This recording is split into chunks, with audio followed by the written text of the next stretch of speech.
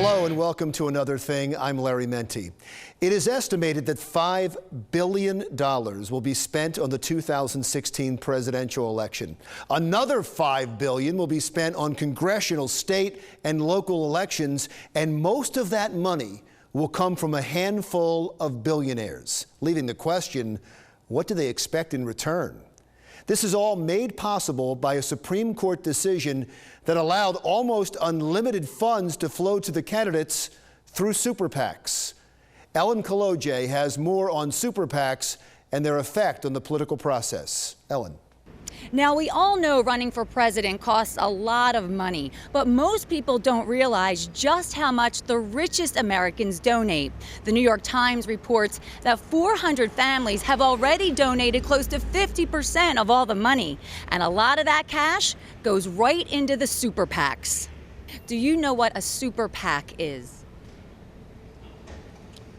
G-PAC? Super PACs are the people that fund the politicians, but really they should just do away with super PACs. He's right. Super PACs do fund a lot of the politicians. It's technically called an Independent Expenditure-Only Committee, created in 2010 after 2 landmark rulings against the FEC. But unlike a regular political action committee, a super PAC can be made up of unions, corporations, or individuals and raise unlimited money, but can't coordinate directly with any campaign. And that's where things get tricky. A lot of times the campaigns have to do things to signal to the super PACs sort of what they would like them to do or not want them to do.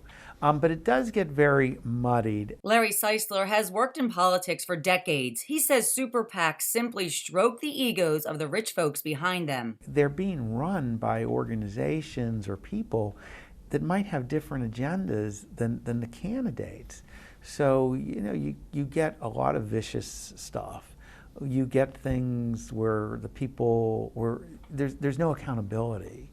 And, you know, that's a problem. But, you know, for the candidate, they get to say, oh, well, I didn't do that. You know, that's somebody else, you know, and I have no control over that. A recent Princeton University study found that because of all this money, government listens to a tiny fraction of the wealthy, while average American citizens have little or no independent influence. But there's a growing grassroots effort to stop these gigantic political action committees. We want to build a super PAC big enough to end all super PACs, and over the course of the next 2 elections, use that super PAC to win enough seats to pass fundamental reform. Obviously, any meaningful reform won't happen overnight, especially not in time for the 2016 election. And that's just fine with the supporters of the super PACs. They say it's a First Amendment right and that any American with any money should be able to spend it however they choose. Reporting for Another Thing, I'm Ellen Kolodziej. All right, thank you, Ellen. Now to continue our discussion on super PACs, the money in politics, and campaign finance reform, if there even is such a thing anymore, is Jeff Brindle, the executive director of the New Jersey Election Law Enforcement Commission, and Mike Symons is back, political reporter at Asbury Park Press and APP.com. Thank you both for being here. Let's talk about the size of the problem, even if you see it as a problem. The money that is pouring into politics these days.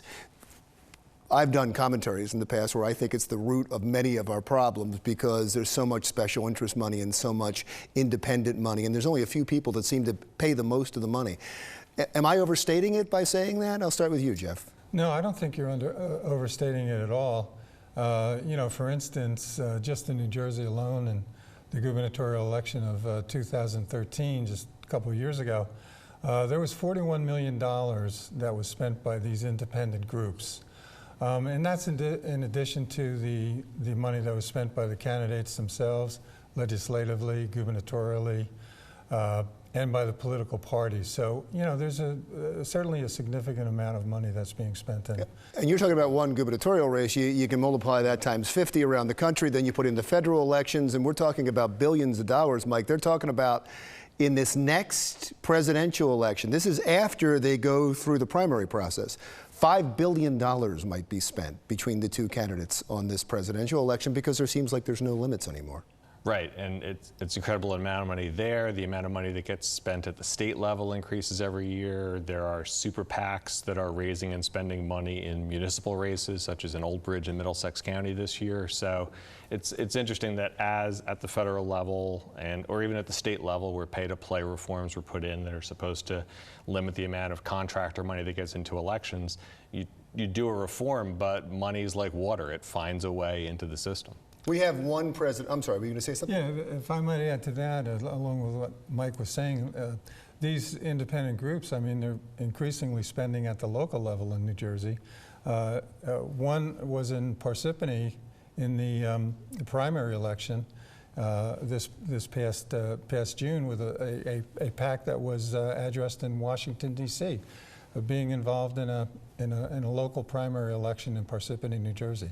So it really is becoming a big issue. And Jeff, I want to talk about what's happening in New Jersey and some of your efforts. But before I talk about that, I mean, the importance of this, I don't think it's only at the root of corruption. I think it's at the root of the impasse in Washington many of the times, and the impasse in the states many of the times, because at the very base of the parties, and some of the very rich people who are extremely conservative or extremely liberal, to dig in is a plus these days. To dig in and say, I'm going to do whatever you want, you give me the money, or to appeal to a base and say, you know, I'm pro-gun or I'm anti-gun, you end up getting more money from contributors that way, and then nothing seems to get done because they're expecting you to do what they're paying you to do. Yeah. Is that fair? Yeah, I think that's a fair point, and getting back to what you were saying about the issue of campaign financing kind of being off the radar these days, I think it's because there are so many other pressing issues that people are concerned about these days. I mean, you know, just the economy, even though, you know, economists say that we've been coming out of recession, I don't think the average person, you know, actually believes that or feels that. We have all these international problems that you know are being brought to our homes through TV and so on and so forth. No, Jeff, I get that, but when you talk about the economy, for instance, and you have all this money coming in from Wall Street, the system sometimes seems fixed. When you have a lot of money coming into super PACs from people who would benefit from changes in the tax code, and these changes are made not in the public eye, they're often made in subcommittees and committees, then it's difficult to fix any of these problems as long as you have this money coming in. No, I don't disagree with that, not at all. But I just, you know, to reiterate, I just think that the reason that, you know, the campaign financing as an issue is not really resonating in the polls, you know, is because of these other issues that are affecting people personally. And also, you need money to fight for campaign finance reform, where you're going to get the money from the exact same people who want to spend the money to impose their will on politicians. So it's really a double-edged sword. Part of what's exasperating to me about the money in sort of a Pollyannish way is that a lot of it doesn't get used to encourage more people to participate in the system.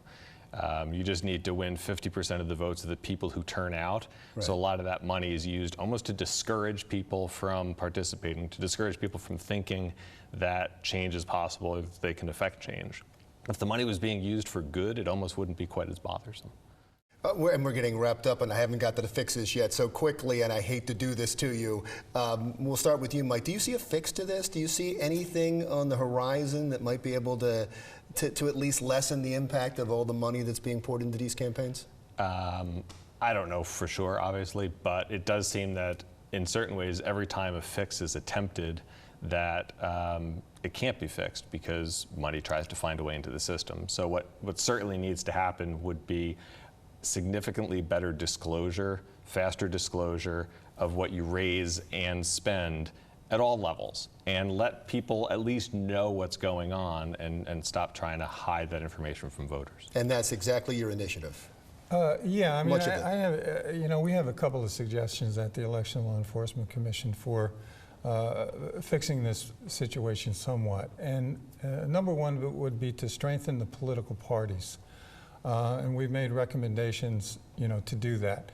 The second thing would be to reform pay-to-play, to simplify pay-to-play, to include political action committees in the pay-to-play law, which is not included now, and to exempt the political parties from it.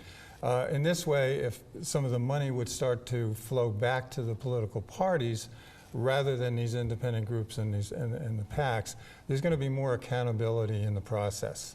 Political parties are much more regulated by statute, and with disclosure, with contribution limits, and all that kind of thing. And we just feel that it would be so much better for the process if we kind of got back to that, the old way of doing things. It's a great idea. Good luck to you. Thank you very much, Jeff. Mike, thanks a lot for being here.